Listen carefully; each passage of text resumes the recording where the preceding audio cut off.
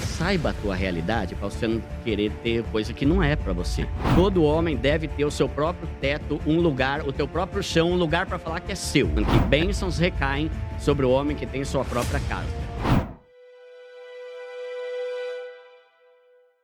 Primo, como que é essa história? Vale a pena comprar imóvel? Não vale? Como é que faz? Bom, sempre para mim vale a pena comprar imóvel. Só tem uma exceção ou outra que eu diria assim, a pessoa que viaja muito. Tipo, o cara trabalha, tem hora que tá em Fortaleza, tem hora que tá no Recife, tem hora que tá no Sul, Balneário, né? Aí realmente não vale a pena você ficar, não dá pra você ficar comprando casa. Mas eu sou da opinião que todo ser humano tem que ter a própria casa. Duda, mas você não manja nada, cara. Eu fiz um vídeo esses dias lá no meu Instagram mostrando a opinião dos maiores livros de finanças do mundo. Todos falam a mesma coisa. O Homem Mais Rico da Babilônia, Os Segredos da Mente Milionária, A Psicologia Financeira, O Kiyosaki do Pai Rico, Pai Pobre, né? Todos esses livros falam, tenha sua própria casa. Aí o Pai Rico, Pai Pobre, no grande clássico dele, né?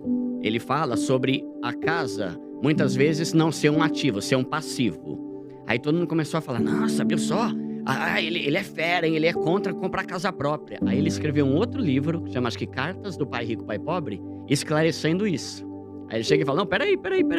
Eu nunca falei que não é pra você ter uma casa própria. Eu mesmo tenho minha casa própria e acho uma ótima decisão. O que eu falei lá é que nem sempre a casa própria vai valorizar. Mas que ter casa é universal, ninguém não quer ter casa. Né? Até quem fala que alugar é bom, quer ter uma casa. Né? Então, pra mim, esse é o primeiro ponto. Ter casa própria é fundamental, é bom, a gente sente paz, a gente tem aquilo que é nosso, sabe? Então, talvez, hoje eu não quero ter casa, mas todo mundo quer ter pelo menos um dia para deixar para os nossos filhos, para os nossos netos e tal, né? Então, lá no meu canal, eu falo para pobre, né? 99% do que eu falar é voltado para pobre. E o que eu vejo é que tem muita distorção a respeito do aluguel versus financiamento. Tem muita comparação sem noção nenhuma que não se aplica para pobre. Tem muito valor que não condiz com a renda de quem é pobre. Então, vou dar um exemplo. O que vale mais? Você financiar uma casa de 400 mil ou você alugar e pagar um aluguel ali de 1.800? Aí o pessoal fala, porque o aluguel vai sair muito mais barato que a parcela de 400 mil. Mas daí eu falo, mas quem falou que pobre compra casa de 400 mil? Entende? Tipo assim, o meu canal é voltado para pobre. Pobre não, nem aluga e nem compra casa de 400 mil. Compra uma casa pelo programa Casa Verde Amarelo do governo, que custa 200 mil e a parcela vai ser mais barata que qualquer aluguel que você me botar na frente. Então, eu entendo isso, que tem canais que tem uma clientela, os seguidores de um nível de vida diferente, e talvez aquilo que ele está falando vai fazer sentido. Por exemplo, se você tem 1 milhão, vale muito mais a pena você alugar uma casa e... você investir 1 milhão, ter uma renda passiva ali de 10 pau por mês, aluga uma casa por 5 e sobra 5. Isso não tem cabimento nenhum para um pobre, entende? Nenhum pobre tem 1 milhão, né? Então, eu sou... e não mudo minha opinião, cara. Tenha a sua casa própria.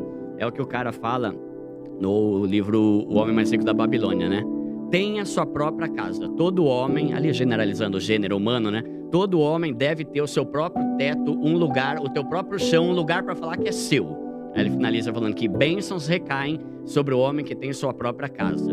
Então, eu sou dessa opinião, e eu sei que muita gente não concorda, mas eu acredito que a maioria dos argumentos, que muitas vezes são válidos mesmo, são válidos, mas não vale para pobre. O que você falaria hoje para uma pessoa pobre para que ela consiga comprar um imóvel? Primeira coisa seja um pobre consciente. O que eu quero dizer com isso? Saiba a tua realidade para você não querer ter coisa que não é para você. Eu, por exemplo, eu morei a vida toda em São Paulo. Eu me mudei para Osasco a contragosto, eu não queria ir para Osasco. Mas lá estava mais barato a casa e ia caber dentro do meu orçamento. Então, para eu não dar um tiro no pé ou meter os pés pelas mãos e fazer asneira e me endividar e me lascar e comprometer meu salário com uma parcela absurda, eu mudei de cidade. Então, a primeira coisa vamos ter noção aqui de qual que é a renda familiar da pessoa e quanto que ela deve buscar o valor assim no imóvel. Aí, tem esse ponto, por exemplo, que é assim, se eu vou financiar, eu vou pagar em 30 anos. Demora pra caramba e no final eu vou ter pago quase 3 vezes o valor que eu financiei. Isso é verdade. Só que o que muita gente não fala é o seguinte. Eu fiz uma planilha, tá? Planilha Excel básica, tá lá no meu canal. Se eu financiar hoje, sei lá, vai 150 mil, ao final de 30 anos, sem usar amortização, só pagando a parcelinha uma por mês por 30 anos. Eu financiar esse valor aqui, aos 30 anos, lá depois, no final, 150 mil, eu vou ter gasto mais ou menos 400 mil. Caramba, Duda, você pagou quase 3 vezes mais. Que treta, hein? Pois é. Só que eu fiz o cálculo de que se você alugar uma casa que também custa o aluguel 1.500 por mês, após 30 anos, reajuste após reajuste, ano a ano, você vai ter gasto 900. Financiar você paga 3 vezes mais, tá? E alugar você paga 3 vezes mais do que quem financiou. Entende? Então, às vezes eu vejo uns comparativos assim. Olha, aqui está uma casa e o valor da parcela é 1.500. Aqui está um aluguel e o valor é X. Só que a gente vai fazer aqui o cálculo de quanto você vai gastar, aí vem numa letrinha bem pequenininha lá embaixo. A gente não vai levar em conta o reajuste anual do aluguel. Cara, se enterra, bicho. Como é que você quer fazer um comparativo de aluguel sem levar em conta o reajuste do aluguel? Peguei uma média basiquinha ali, 6%. No final, o cara vai ter gasto 800 mil. E acabou, beleza, vai pra cá que o imóvel não é teu. E na casa, eu paguei 400, que é metade, e é minha casa. Eu posso vender a casa e recuperar os 400. Então, eu não sou a favor de alugar de forma nenhuma.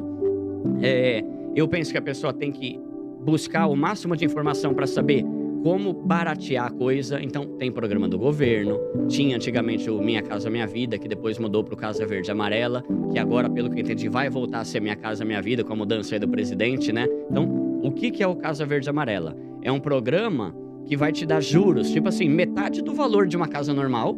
Se hoje os juros de um financiamento tá 11, lá é 5,5. Se não me engano, você consegue a partir de 4 e pouco.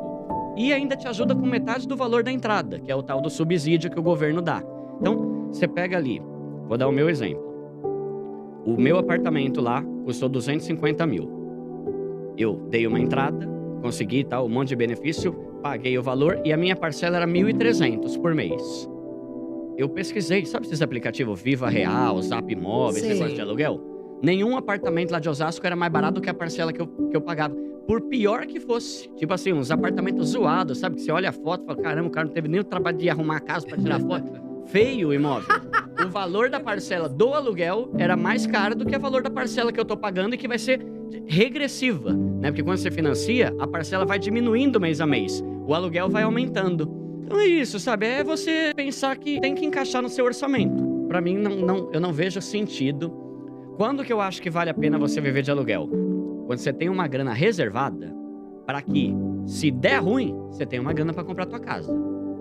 Normalmente o pessoal fala assim, não, viver de aluguel é uma maravilha. Só que o cara, ele tem dinheiro no banco pra caramba e sabe que se der ruim, ele vai lá e compra, né? E aí tem um ponto que você falou, né? E se no meio do financiamento der algum problema e tal? Existem seguros hoje em dia, né? Dá pra você contratar seguro desse tipo aí, que em caso de morte, em caso de desemprego e tal. Mas tem o fato também de que, independente se você tá morando ou se você tá alugando, se secar a tua torneira de renda, você tá ferrado de qualquer jeito, né? Então, pelo menos na casa, você pode vender ela pelo preço que você pagou. Eu comprei uma casa de 200 mil e fiquei pagando lá por 5 anos. Eu posso vender para outra pessoa e recuperar uma parte daquilo que eu paguei nos 5 anos. O que alugou, ele não tem nada. Então, ele não tem para onde ir, também nem tem o que vender, porque nunca foi dele, né? Então é mais ou menos essa linha que eu sigo. Pra galera que segue o meu canal, não faz sentido eu falar que investir 500 mil é melhor, porque a pessoa não tem 500 mil, né?